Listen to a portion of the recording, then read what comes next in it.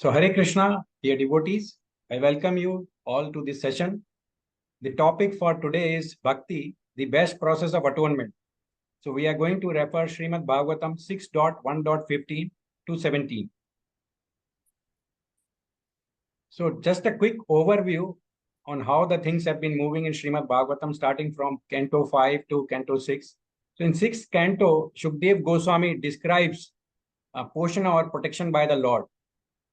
So, in later part of the Canto 5, Parikshit Maharaj was given the description of the hellish planets by Sukdev Goswami. So Parikshit Maharaj, being very compassionate, and due to his compassionate nature, he asked Sukdev Goswami why the people are suffering in different types of hellish conditions of life and how they can be delivered.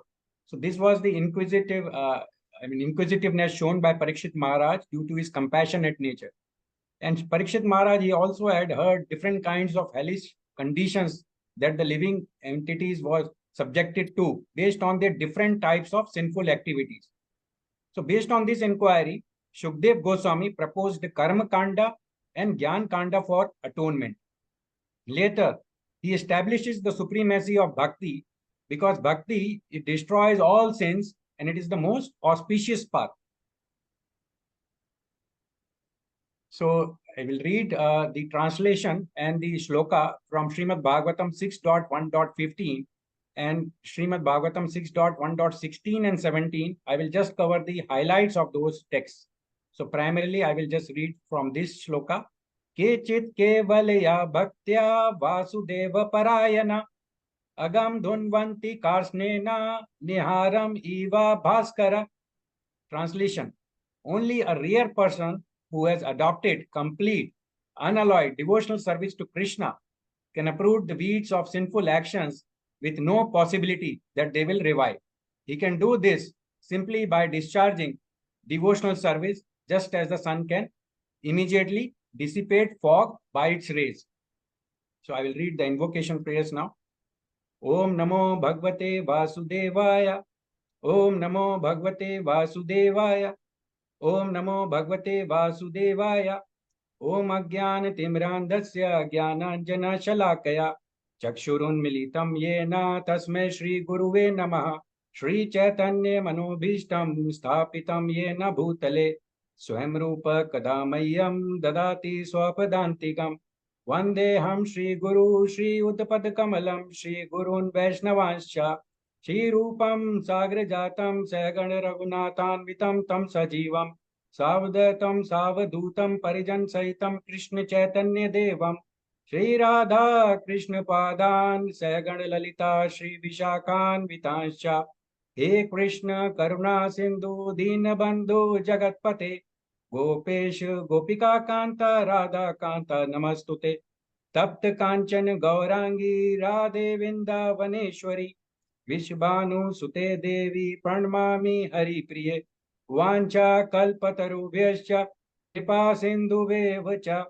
Patitanam Pavnebhyo Vaishnavebhyo Namo Namah Jai Shri Krishna Chaitanya Prabhu Nityananda Shri Advaita Gadadhara Shri Vasadi Gaur Bhakti Vrinda Hare Krishna Krishna Krishna Hare Hare Hare Rama Rama Rama Hare Hare Namo Vishnu Padaya Krishna Prishtaya Bhutale Srimate Bhakti Vedanta Swaminiti Namine Namaste Saraswati Deve Gauravani Pracharine Nirvishesh Shunyavadi Pashyate Deshitarine Namo Vishnu Padaya Krishna Prishtaya Bhutale Srimate Gopal Krishna Goswaminiti Namine Prabhupadasya Sahityam Ya Prakash Vitirya cha Pracharam Kitvan Sadhu Bhagavad Padaya Te Namah. Hare Krishna. So in this text, we understand that Shukdev Goswami explained to Parikshit Maharaj how bhakti is the supreme process, most potent process for atonement of sins. But before that, let us understand what is the cause of suffering. So sinful activities which we commit, they are the cause of our suffering because they cause pain not only in this life, but as well as next life also. And the reason for which one engages in sinful activities, the reason is primarily due to ignorance. So ignorance of what? what is the knowledge that is lacking, because of which one commits sinful activities. The knowledge is basically realization of one's constitutional position as an eternal servant of the Lord. And what is the remedy? The remedy is to become fully Krishna conscious. So the basic sinful activities, the basis of sin are four pillars of sinful activities, which are primarily illicit sex, intoxication, gambling, and meat eating.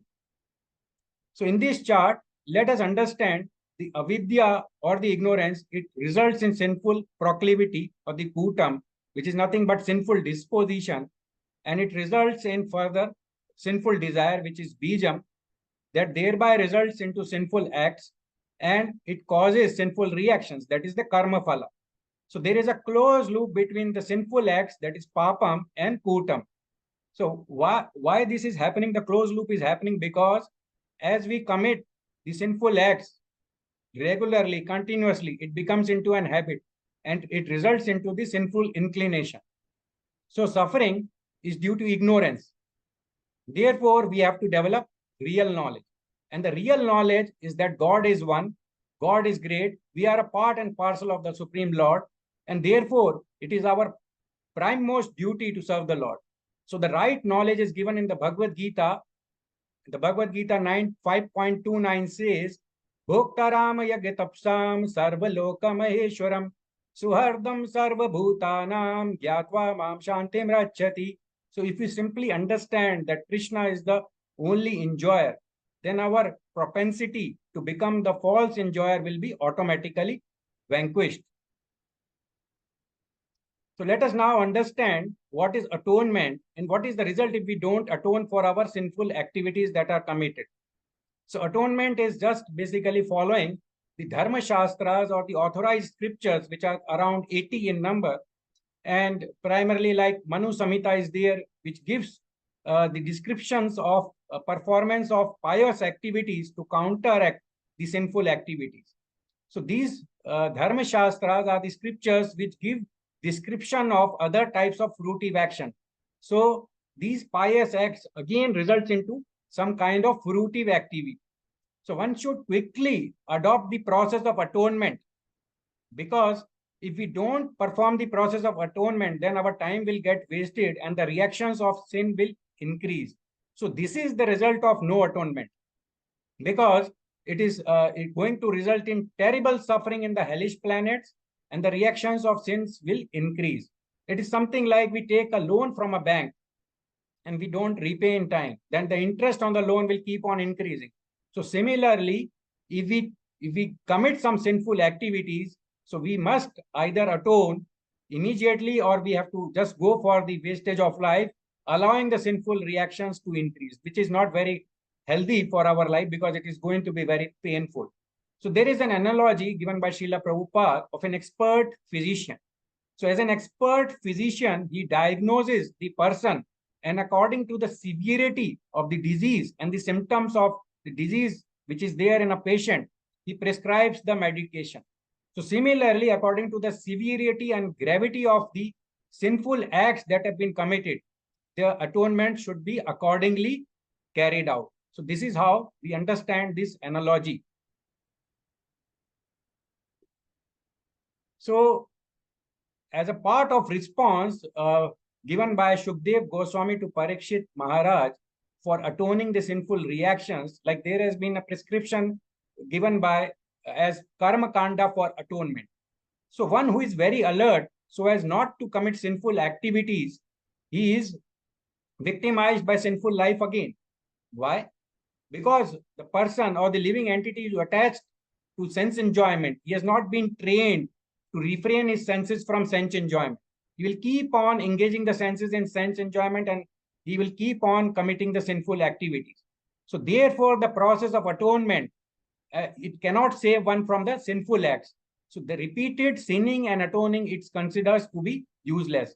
So there is an analogy which is compared with the elephant bathing. He cleanses itself by going into a water body. He takes a full bath, returns on land, and he throws dust all over its head and body. So in Sanskrit, the text is mentioned as Punjara Sauchavat. So this analogy beautifully explains that there is no use of doing this kind of atonement, because once after having atonement has been done, the person is going to repeat the same sinful activity again. So it is not free from ignorance, this process, and this ignorance is the root of the sinful life. So karma kanda method of atonement is basically the person is prone to commit sinful activities again, even after atonement, and it is inadequate for purification.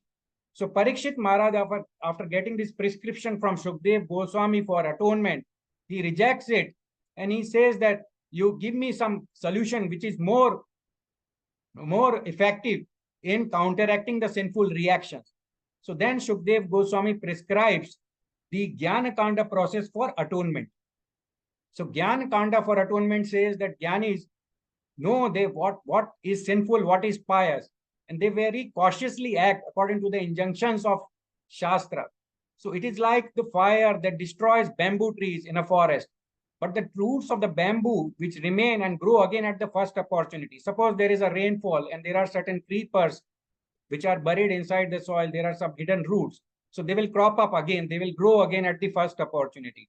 So similarly, this analogy tells us that the root of our material enjoyment, right? The root of our material enjoyment cannot be taken away. It cannot be uprooted by the Jnana Kanda process. So the sinful reactions or the sinful activities, one is prone to commit again because of ignorance, because it cannot be, the ignorance is not uprooted. The desire for material enjoyment still persists in the heart of the practitioners. So there are certain difficulties in Jnana Kanda process. So one thinks that he has been liberated from the material contamination and he has become God. That is a false notion.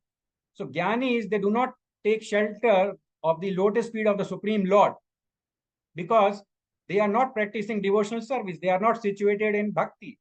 So they are prone to material activities, material contamination, and hence they can be anytime implicated by the material modes of nature.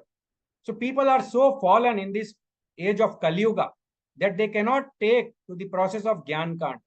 So Jnanis, they generally endeavor to understand material world by distinguishing between pious and sinful activities. So we see the endeavor of Jnanis in Srimad Bhagavatam 6.1.13. Tapasa brahmacharyena shamena cha damena cha tyagena satya sauchabhyam yamena niyamena va. So by following austerity, celibacy, mind control, sense control, truthfulness, cleanliness, rules and regulations, one is temporarily purified of all sins. So it results in temporary purification. That is the ineffectiveness of the Jnana Kanda process. So let us compare the example of Jnana Kanda process and Bhakti. Though Bhakti process is later given by Parikshit Maharaj as a solution to prescribe the atonement for sinful activities, to counteract these sinful activities. So Srila Prabhupada in one of the lectures says that Jnana Kanda, it is the goldsmith method. Very interestingly, he says it is the tuk tuk tuk tuk method. Whereas Bhakti is the blacksmith method. Dhum. So this dhum method is much more powerful and potent. Why? Because one cannot be completely purified by executing Jnana Kanda. There are many examples. Let us see those examples. Like even if we perform austerity, penances, the worldly circumstances are so implicating that it will involve and entangle the practitioner into the material modes of nature. Now, there is an example that there is a Vishwamitra Muni. He underwent all these tapasya. He was a Kshatriya. He wanted to become a Brahmana. Now, there was a quarrel between him and a Rishi. So he saw the extraordinary prowess of the Rishi, and therefore he wanted to become a Brahmana. And for that purpose, he started practicing austerity. But he also later became a victim of Menka, the society girl of the heavenly planets. So, and being entangled, he begot a child. And in this way, he became implicated because he was not pure. So, this example clearly illustrates the fact that if complete purification is not obtained by the atonement process, then it is not going to help. There is another example of sannyasis. There are many sannyasis who give up this material world, as false, mithya, jagat, mithya. So they again become implicated to do the philanthropic work and welfare activities. So devotees, they are already under penance because they are leading a life of celibacy. They are having the mind control, sense control, and they are following the regulatory principles. So their life is already a life of purification. They have not put a separate endeavor for practicing celibacy, mind control, sense control, because these are the byproducts of bhakti. So there is another analogy of chronic disease and desire to commit sin, which has been given by Srila Prabhupada very beautifully. We are suffering from material disease, which are birth, old age, death, and disease. And it is compared, this material disease is compared like one who is suffering from a venereal disease. And this disease is compared with the desire to do sinful activities. So atonement is like a diseased person who is suffering from the venereal disease. He will go to the doctor, pay the fees, get some injection, and he will incur the cost of the medicines. So this is a kind of atonement. And from the perspective of the living entity suffering, he will follow the karma kanda process or the jnana kanda process for atonement.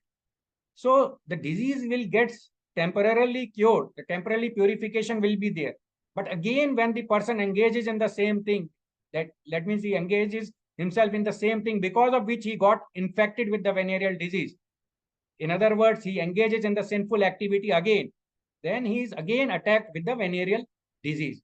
So Parikshit Maharaj rejected karma and jnana as a solution for protecting one from sins or sinful tendencies. So Sukdev Goswami, being a pure devotee of the Lord, he could understand the dissatisfaction of Parikshit Maharaj. And now he tells the solution according to the devotees. So bhakti he prescribes for atonement. So a rare person, that is specified as Kechit in Sanskrit in the text. So somebody out of many millions is only going to practice the complete unalloyed devotional service to Krishna. Kevalya Bhaktya. So Kechit is revised, it specifies a rare person. And Krishna says in Bhagavad Gita 7.19, Bahunam Janmana Mante Gyanvan Mam Prapadyate Vasudeva Sarvam Iti Sahamaatma Sudurlabha. So after many births and many deaths, he who is actually in knowledge, one who knows Krishna as the cause of all causes, he surrenders unto Krishna. And a person like that is very rare. So let us now understand what is the significance of surrender. Because we keep on hearing this word surrender. It is very important to surrender. So to follow the direction of Bhagavad Gita, it is means to surrender unto Krishna. Another meaning or definition of surrender is to have complete faith in the Supreme Lord. Like one would feel that I have no danger because my Lord, my Krishna is my protector. In another place in Chaitanya Charitamrita, it is mentioned that there are 6 divisions of surrender. One is the acceptance of the things which are favorable to bhakti. Second is the rejection of unfavorable things. Third is the conviction that Krishna will give me protection. Fourth, the acceptance of the Lord as one's guardian or master. Fifth, humility. And the sixth is full self-surrender. So this surrender is very important in the process of bhakti. So the bhakti, it uproots the weeds of sinful actions. The sinful actions are given as a Sanskrit word agam, with no possibility that they will revive again. Karsnena. So karsnena means completely destroys the possibility of any revival of the sinful activities. So he can do this simply by discharging devotional service. This analogy says, just as the sun, the Bhaskara, can immediately dissipate fog, which is compared to the sinful life, and fog is niharam in Sanskrit, by its rays. So this is what the bhakti, the process which is prescribed as the final solution given by Shukdev Goswami. So Narayana Parayana, this word is also as same as Vasudeva Parayana. So let us understand the significance of this word. So understands that person who is Narayana Parayana, he is a devotee of the Lord. He understands that Vasudeva, Krishna is everything. So let me now surrender to Krishna immediately without wasting a moment. And very soon he becomes detestful to material way of life. So in Srimad Bhagavatam 1.2.7 it is mentioned, Vasudeve Bhagavati Bhakti Yoga Prayojita Janayati Asu Vairagyam Jnanam Chayad Ahetukam. It says, by rendering completely unalloyed and devotional service unto the Supreme Lord, Sri Krishna, one immediately acquires causeless knowledge and detachment from the material world. So another, making more understanding about Narayana Parayana, he's unafraid of going anywhere. Like Srila Prabhupada, on the instruction of his spiritual master, he went around the world without any acquaintance, without any money, without any facility. He was totally unafraid. He was a Narayana Parayana. He simply wants to remember Krishna wherever he may be. He may be in heaven, he may be hell, and he may be in any place. So such a devotee is unconcerned with hell and heaven, and he's simply interested in rendering service to Krishna. He makes that service to Krishna as his life and soul. So that is what is mentioned in Srimad Bhagavatam 6.17.28. Narayana para sarve na kutaschana bhibyati swarga apvarga narkeshu apitulyart darshana. It says, a pure devotee of the Lord, or the devotees who are interested in always carrying out the devotional service unto the Supreme Lord, they are never afraid of any condition of life. They are fearless. And for them, the heavenly planets, the hellish conditions, the liberation, all are the same. And for the hellish planets, like if they are the same, so they basically are always engaged in carrying out the devotional service unto the Supreme Lord. More on Narayana Parayana, he has complete faith in God. He has no lamentation, he has no hankering, and all good qualities develop him. All good qualities develop without any separate endeavor, because he is only interested in executing the devotional service of the Supreme Lord, and he is always engaged in the devotional service of the Supreme Lord. So in Srimad Bhagavatam 5.18.12, it is said, Yasyastir bhaktir bhagvati akinchana sarver gunas tatra samasute sura. So all the exalted qualities, they develop automatically, like religion, knowledge, renunciation, all the exalted qualities, they develop, they manifest in the body of a devotee without separate endeavor. So these good qualities develop, and devotees, they don't feel miseries, they don't have any hankering. Like if they have unfavorable situation in life, they see it as a Lord's desire.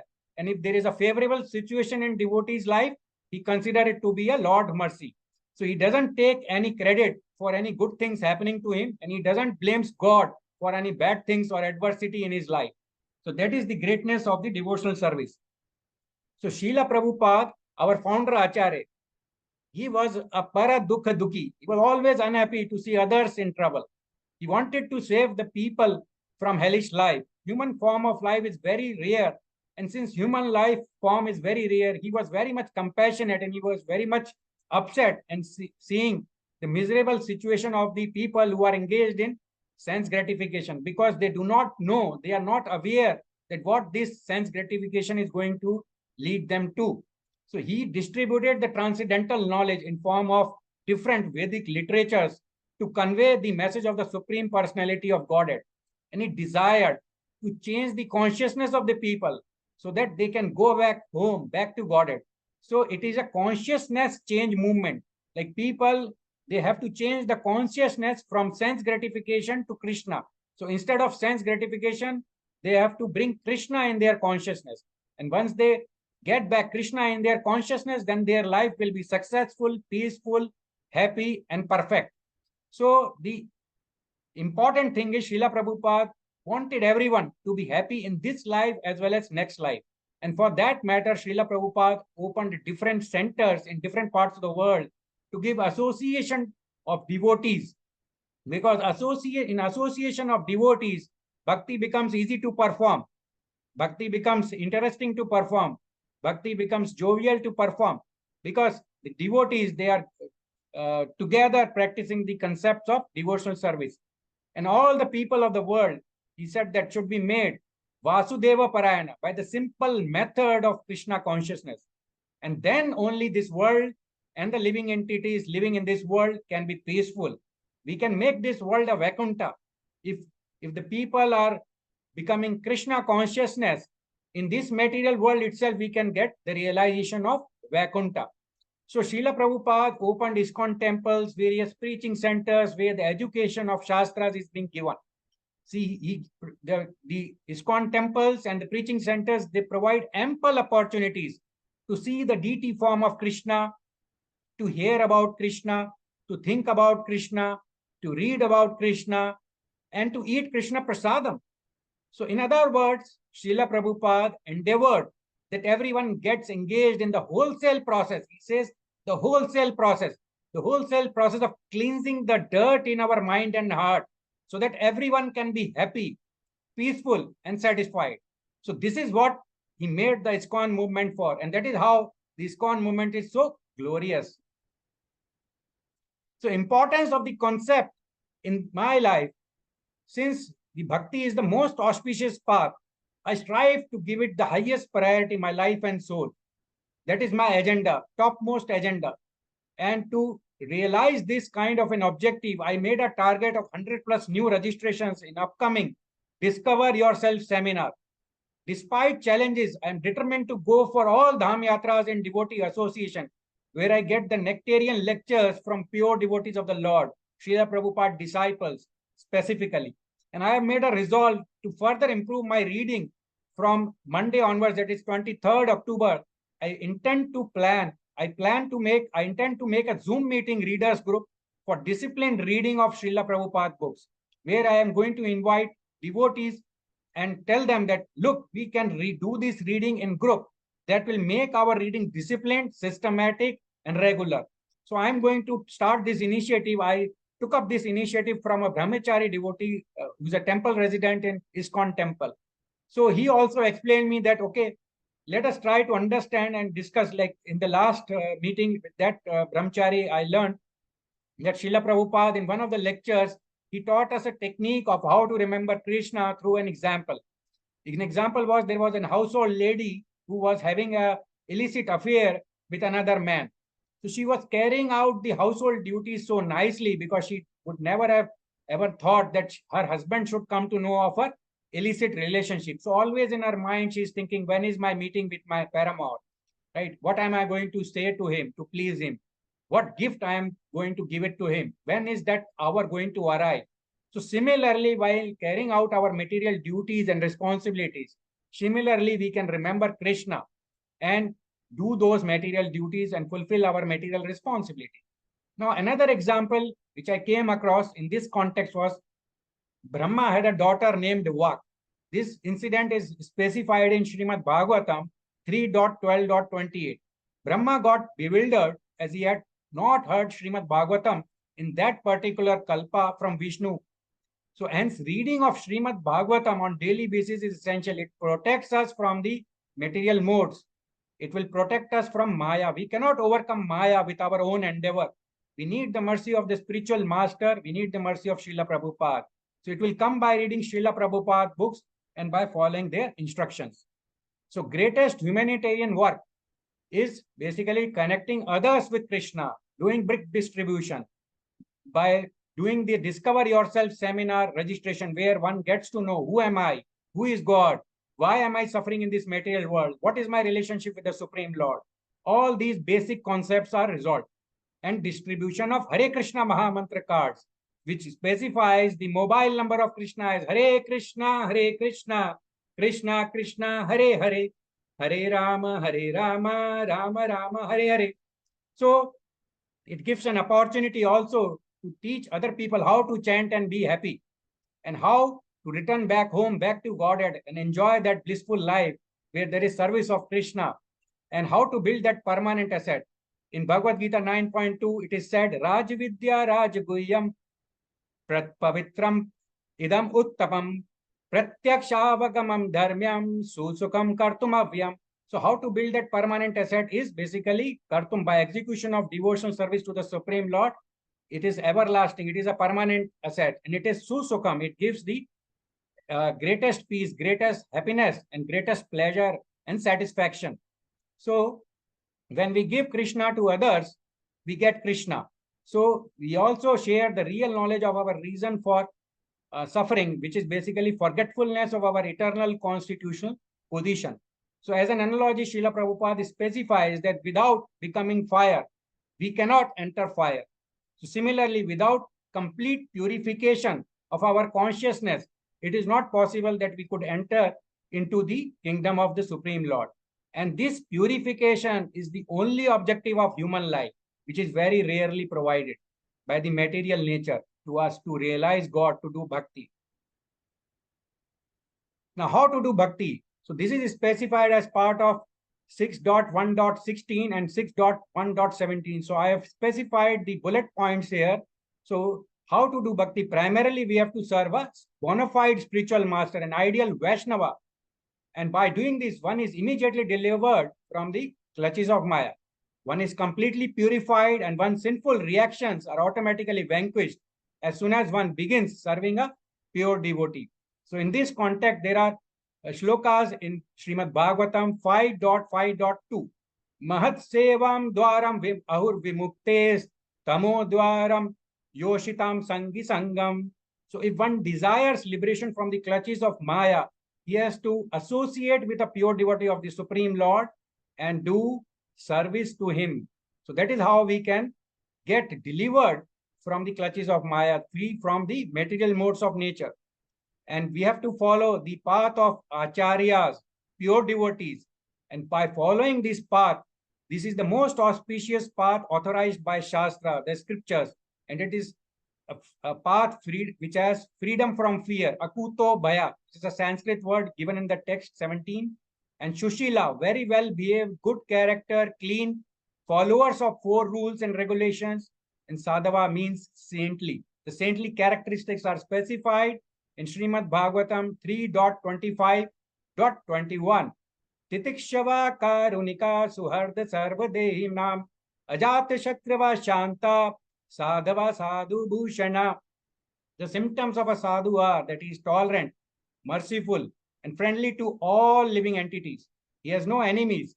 He follows his life according to the Shastras, and all his characteristics are sublime. So the power of bhakti, let us understand, if one fully surrenders to Krishna, bhakti automatically leads to penance, celibacy, mind control, sense control. Remember, it is the Dhum method. Desires for material enjoyment are automatically vanquished, and reactions of one's sinful life stop immediately. How? So let us see in Bhagavad Gita, text 14.26.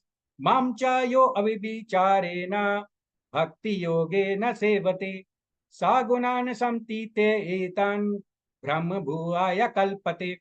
So devotional service is so strong that if we fully surrender unto Krishna and takes fully to his devotional service, then we are able to transcend the modes of material nature, and the sinful life immediately stops. And we can transcend the modes of nature, and we can make our life and consciousness purified. So there is another assurance given by Krishna that anyone can do bhakti, irrespective of his past background, despite it being sinful. So Krishna gives this assurance in Bhagavad Gita 18.66, where he says, Sarva dharman parityajya mamekam sharnam braja aham tam sarva papebhyo mokshe shami mahasucha. So Krishna says that just surrender unto me and I will deliver you from all sinful reactions. Do not fear. He gives this assurance by saying this word, do not fear. So the power of bhakti, it destroys suffering, relief, it gives relief from material distress, and it is all auspicious. It derides liberation. It nullifies the importance and significance of liberation. The purifying potency of devotional service is very, very strong. One is guaranteed not to meet the Yamdutas, the order carriers of Yamraja, not even in the dreams. So all sinful reactions, whether fructified in the stalk or in the form of a seed, gradually vanish. How? This is explained by Mother Dehuti when she heard the instructions from Lord Kapil Dev. She said in Srimad Bhagavatam 3.33.6, Yan nam dena shravananu kirtanad yat pravanad yat smaranad api kvachit sadho api sadaya savanaya kalpate kuta punaste bhagavan darshanat. So she says, my Lord, one who is even born into a family of dog eaters, low-class person, if he hears your glories, offers respects to you and remembers you, he is immediately greater than a Brahman, he becomes eligible to perform Vedic 5 sacrifice. minutes left. Thank you, Mataji. So this is the last conclusion. The conclusion is we should try to fulfill the mission of Krishna consciousness in this life. We should have no more birth in material world. How? Krishna gives the solution in Bhagavad Gita 4.9. Janma karma cha me divyam evam yoveti tatvata tyaktva deham punarjanma neti mameti. So Arjuna. So one who remembers the pastimes, the activities, the forms of the Lord, he doesn't come to this material world again. He go back home, back to Godhead. So by bhakti, one can completely avoid the tendency for sinful life. It cleanses the heart. And only bhakti is auspicious for everyone. It is the best and the real atonement. Because after carrying out this atonement, one will not be inclined to perform the sinful activities again. That root of sense enjoyment will get destroyed automatically by doing bhakti. So the fruitive activities and the speculative knowledge, which are nothing but the karma kanda and gyan kanda, they cannot independently liberate anyone. So bhakti will give peace, happiness, satisfaction, prosperity, and all the problems of the world will be solved. And it is the Dhoom method for developing good qualities, because if everybody develops the good qualities by doing this devotional service, then this world will become nothing less than a Vaikuntha, because everybody will try to help others, everybody will become merciful, everybody will become compassionate, everybody will try to look into the good qualities of others and appreciate. So all the good qualities will develop: the austerity, the truthfulness, the cleanliness, the charity, following of the rules and regulations, and all these good qualities will develop, and definitely then this world will become a better place to live. And hence, this is the reason why Srila Prabhupada opened this ISKCON, the movement known as ISKCON, to make the conditioned souls qualified, purified, so that they can return to their original position in the service of the Lord. Hare Krishna.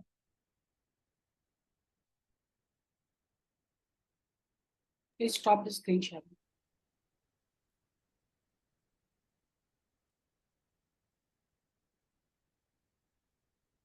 Can we ask questions?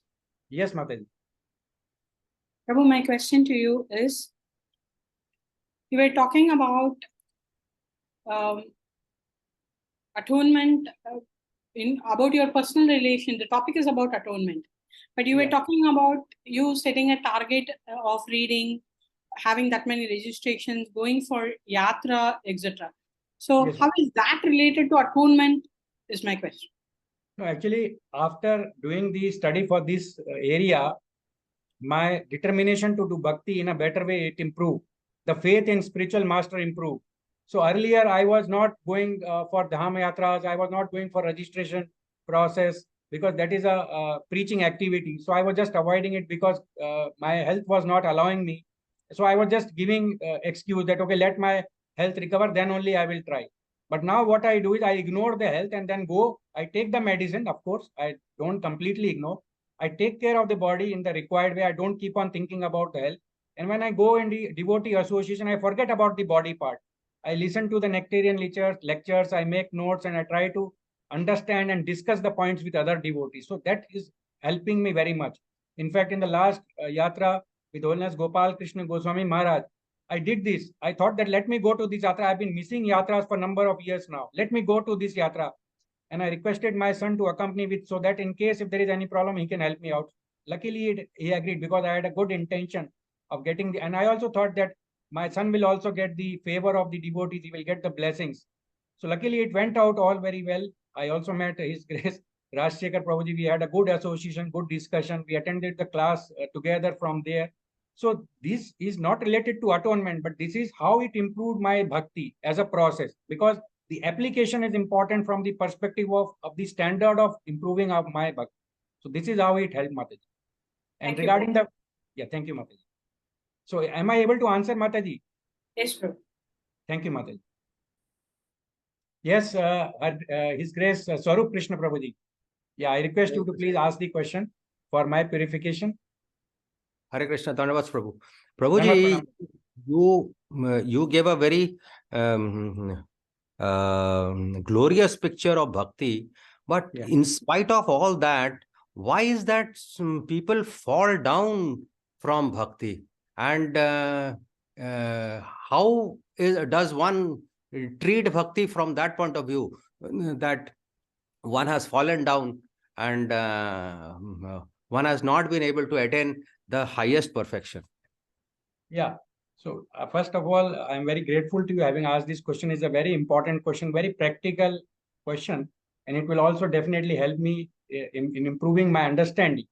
So you see, the answer that comes to my mind is that Lord Krishna says in Bhagavad Gita 10.10, Tesham satatayuktanam bhajitam priti purvakam dadami buddhi yogam tam yenu mamu payantite. So Lord Krishna says, just follow the guidelines of the spiritual master. Follow the guidelines and instructions in Bhagavad Gita. There can be ups and downs in bhakti. Like when we are going on a highway, there are some ups and downs are there. Somewhere the road will be constructed and there will be some kind of a hole in the road, or some inconvenience will be there. Don't worry about the inconvenience. They are just to test our determination. They are just to test our consistency, because they want to see how determined we are, how much we are devoted for our supreme spiritual master, for the supreme Lord. So if we pass that consistency and determination test, then we are successful. And even if we don't pass, there is nothing to worry, because it is a permanent asset. Permanent asset means susukham kartum avyam. Whatever we do in bhakti, it is going to be carried forward in the next life. So there is no need to worry. There is no need to fear. We have to just keep on following the instructions and then keep on doing our endeavor. The mercy will flow automatically. So our duty is, our responsibility is that we perform our duties, the duties which are related to the devotional service, and then just wait for the mercy, be patient, and we have to improve our patience, tolerance. So sometimes what happens is the Lord gives some kind of difficult situations, a challenging situation, to improve the patience and tolerance also, because there is no school and college where I can have a subject on tolerance, how to improve tolerance, how to develop humility. The college is ISKCON. Here we go, we get these kind of qualities to learn. So these qualities we can learn in ISKCON.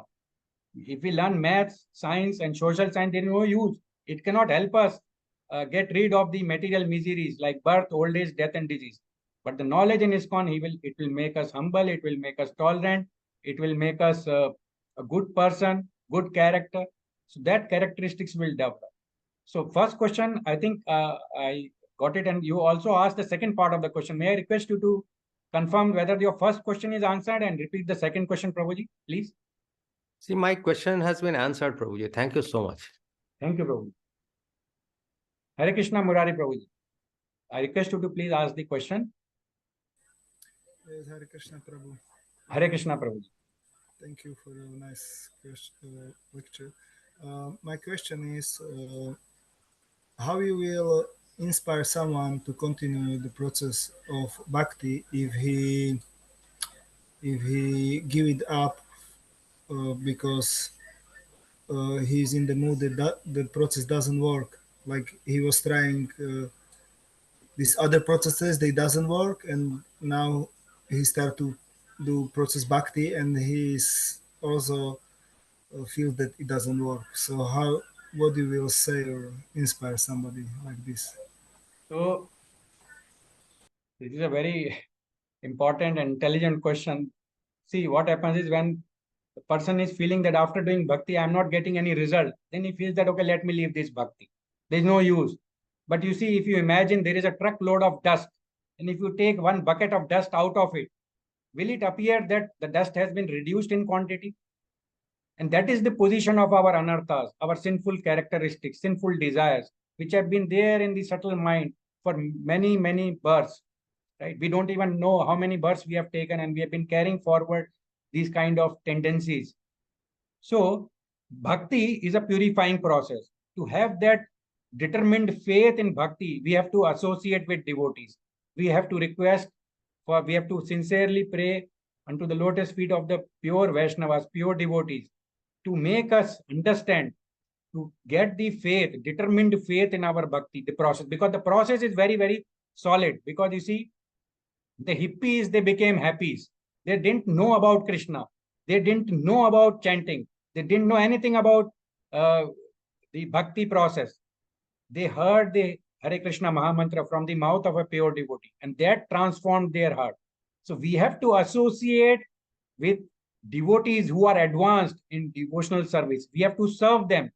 When we get their mercy, then our mind will start working properly. Otherwise, our mind will try to deviate us from bhakti. And that is the job of the mind, because it is under the influence of Maya.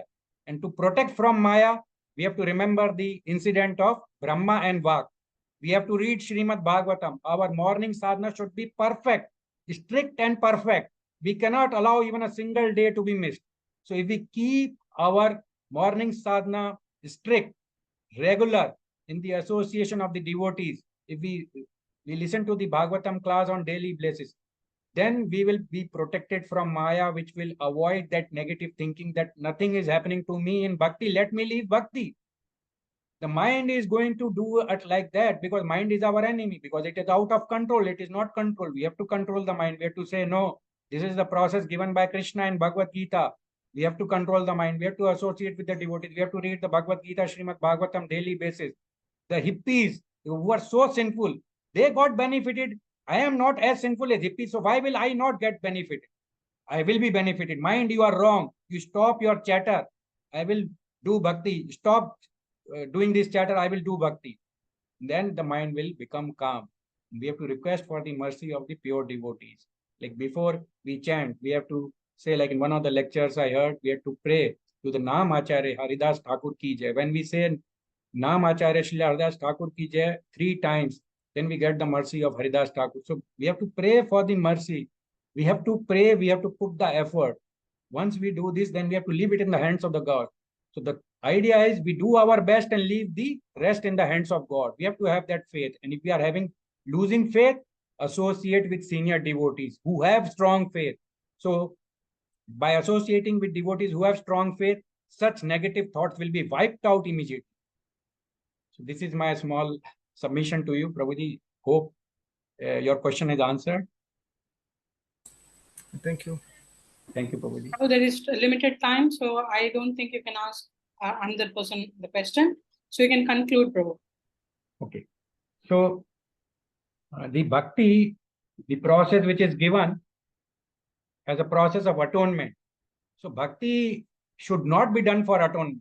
The conclusion is, the final conclusion is, bhakti is a process to develop love of God, to get, to nullify or to counteract the sinful reactions.